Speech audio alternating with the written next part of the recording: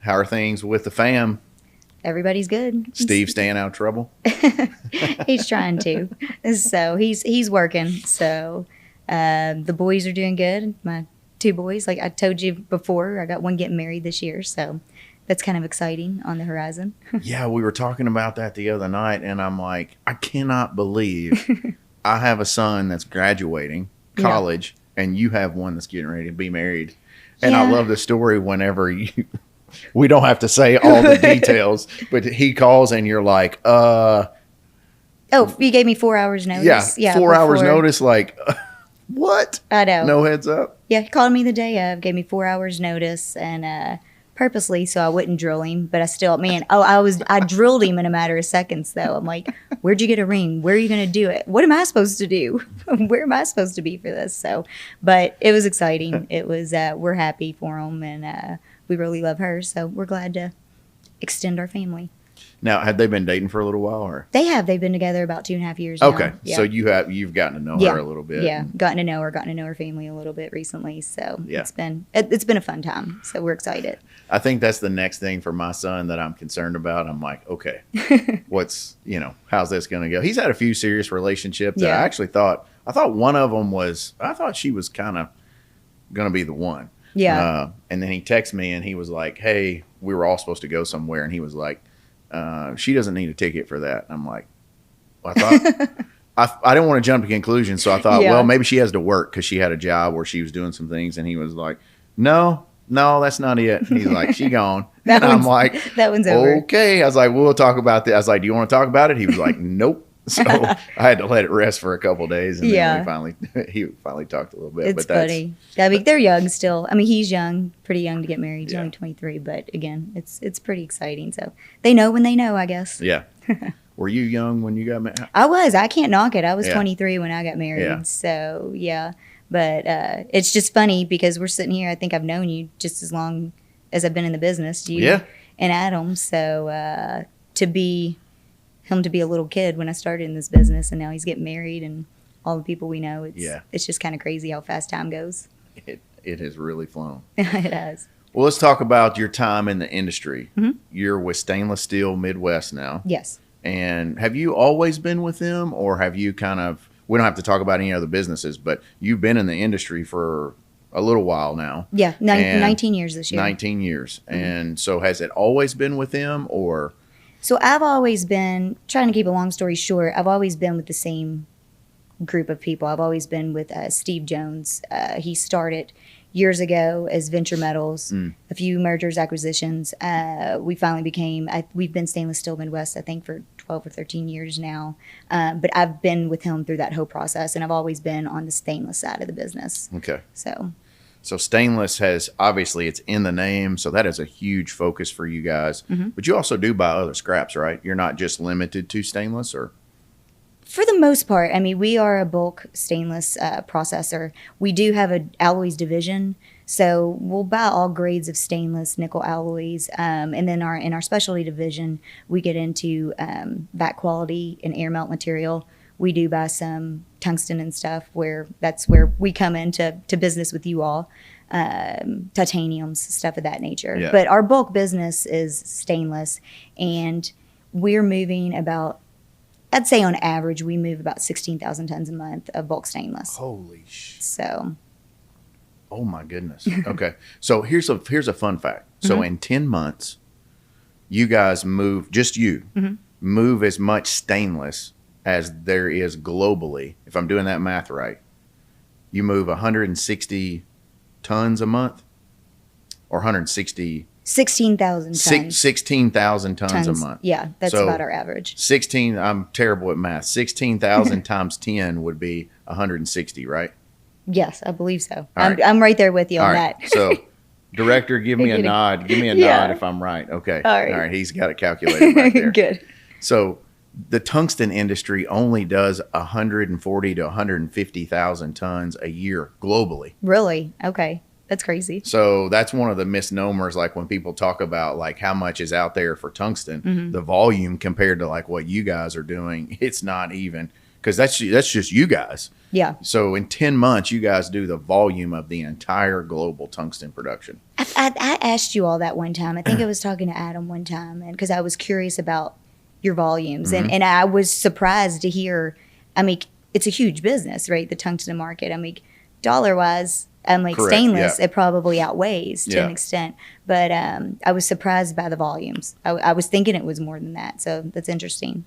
I would say that globally, the stainless steel business still far outweighs the dollars of tungsten. Probably, yeah. But yeah, you're right. It's very small, very niche, and I think one of the main things is where stainless is used in so many aspects. I mean, hell, it's used in refrigerators. I mean, there's Yeah. so many things that it's used in a daily basis. I mean, right here we got our stainless steel Yeah. tumblers, right? So, get like you mentioned air melt and vac.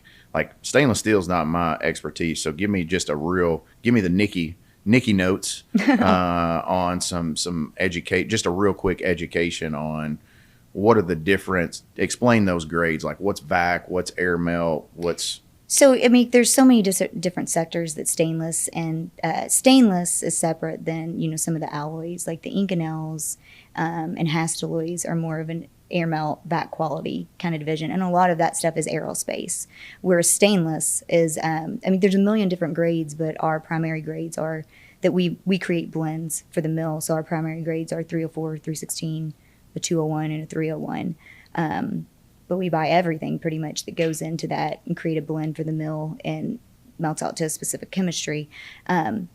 Stainless itself is everywhere. It's in housing, defense. It's in just pretty much every sector of the economy. So it is a big business, but that's a short answer to how much is actually out there in it. I look at us as a niche market too within the recycling industry, but it is very big and very broad still. Yeah. So we talk about stainless itself it's safe to say that's like an alloy, right? Because the main metal that is in stainless is nickel.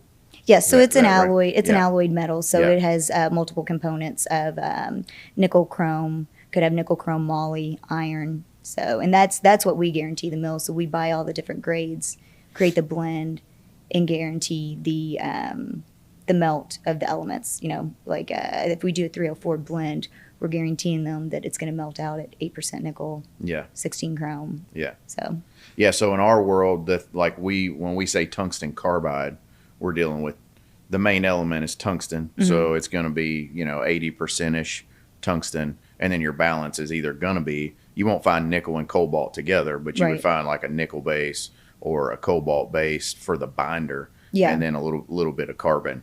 So I think in just for the average consumer, when they say, "Hey, that's stainless," stainless is a metal. Mm-hmm. It's an alloy, but it is mainly made up of nickel. Yes. Without several grades are. Yeah. So whenever we say, "Hey, this is what nickel is costing," or this is the challenge with nickel, or even if we say, "Hey, we're putting nickel in batteries," which is a big conversation right now, that has a direct impact on the availability of what goes into stainless, and then that has a direct knock-on effect of the price, and then that has a direct knock-on effect even what you pay for your refrigerator at Lowe's, because stainless steel is the cool thing now, and you don't want just a colored appliance. It needs to be stainless, right? Do they still have those out there? Exactly. Yeah. That's in the. You got to go all the way back to the back to get the. I remember we're going to age ourselves just a little. Where I'm going to age myself. I'm right there with you. I remember my first refrigerator. I didn't want a white refrigerator. Yeah. I wanted a black one. I think I had a black one. Yeah, because that was the shit back then. That was the sleeker look at that time. That's right. That was like the upgrade was to be able to get black. But well, let's talk politics just a little bit. Okay. We don't have to talk who we're for or against, but in the metals world today, I know certainly in the tungsten world, tariffs that comes from the current administration, actions from other countries, like even China, putting like what we're facing is restrictions on tungsten coming out, which is having a huge effect on the tungsten price, which we've chatted about a little bit. So is there anything that your sector is facing from tariffs, or how's that affecting you guys? When all the tariffs started coming out, I mean, we were concerned. We were definitely zoned in, trying to pay attention, making sure we knew everything that was going on. But at this point, it's not affecting us. But on the scrap side of it, it's not affecting us very much right now. We're not facing the tariffs. We primarily, I mean, we pull some stuff out of Canada, some out of Mexico, but as long as it's coming over the border as scrap, there's no tariffs involved. Okay. So we haven't seen much of a disruption there. Okay. So this entire time, and I'm asking out of ignorance, so there was never, as long as it was scrap, there wasn't any tariffs put on you guys? There was a moment we were uncertain about that, okay, but it was very short-lived. Okay. And then, and ReMA actually, they do sessions on that, and their talks, monthly talks and stuff. So that was very helpful in us trying to figure out, you know, what if there was going to be tariffs on the scrap and everything. And like I said, it was pretty short-lived till we got it figured out and realized that the scrap came out. Now the new protection stuff, the tariffs are all there, but but on scrap, as of right now, we've not seen any issues. Yeah, we'll give just kind of a plug, or I'll give a plug for ReMA just real quick on. I think they've done a fantastic job helping the industry keep up with what the impact is going to be on those tariffs. Yeah, making sure we don't miss it, because that can be major consequences. And it's confusing. Yeah, I mean, so they've been a real asset in, you know, trying to explain it in a way that we know what we're dealing with. Yeah. So because just the paperwork alone is confusing to cross the border. Yeah, we had one of the things we're facing is, you know, the Supreme Court said that Trump's were not legal, and so they're trying to do the refunds and all that, and we paid quite a bit in. Yeah. So that's not being easy to necessarily get your money back. Yeah. But we've got quite a bit coming from that. Hopefully that smooths out. Our biggest challenge that we're facing right now is just China's behavior. So I'm hoping Trump and Xi get together soon and high five each other or do whatever they need to do to smooth relations out just a little bit. It's been you know, something to watch. It's been volatile the past few months, just trying to navigate that. But again, I think we've been lucky. I did hear about the where Trump said, you know, it was illegal, and there's a lot of people going in. It's a huge process though, right, to go in and try to get reimbursed for that at this point, isn't it? Because I'm not real familiar with that. They've created a site. Yeah. I mean, you think at first I thought about it, and I'm like, how is this going to be possible? And I was like, well, we do have the IRS, and they do issue a lot of money, you know, back. Yeah. So I'm thinking, all right, hopefully they can get this squared away. Yeah. Because there's a lot of heavy hitters that paid in. I mean, you're talking people who paid in the billions. Right. So it's just in the early days, so we'll see. I think if they start getting checks out soon, then they won't get too much pushback. But if it goes in, I wondered how long term. Yeah, if it goes into Q3 and nobody's really getting any money back, I think you'll see people starting to potentially, you know, fight it legally. Yeah. To make sure they get their money back, because it's a lot. I mean, if you're like, hey, the government owes me $10,000 for this one lot I sold, and that's all I sold, that's fine. But if you're somebody the government owes you $5 or $6 billion, you're fighting it's time to get to writing some checks. Yeah, exactly. I brought up car batteries a while ago. I know that is a hot topic in the nickel industry. Are you guys considering any kind of, I think they call it black mass, when the batteries go into reprocessing? Are you all looking into any of that at all? We're not, and I'll be honest, I don't know a whole lot about the battery side of it. It was a big conversation at one point. I don't know the ins and outs. There's something that's a contaminant in there, and it's a process to recycle those, and we don't have any involvement in that. Sure. It's not something we really deal with, at least at this point. Yeah. Yeah. And right now it looks like the EV industry is it's a question of, are they going to have the growth that they thought they were going to have? Yeah. It's really died down. Yeah. The conversations have really died down about it. I honestly don't hear as much as I was hearing last year or the year before on those. Yeah.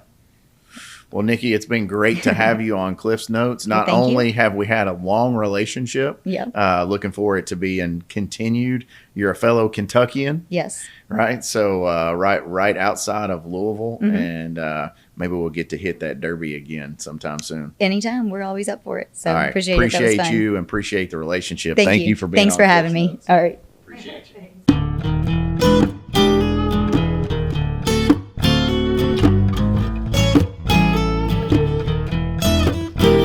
Cliff's Notes, Cliff's Notes, Cliff's Notes, Cliff's Notes.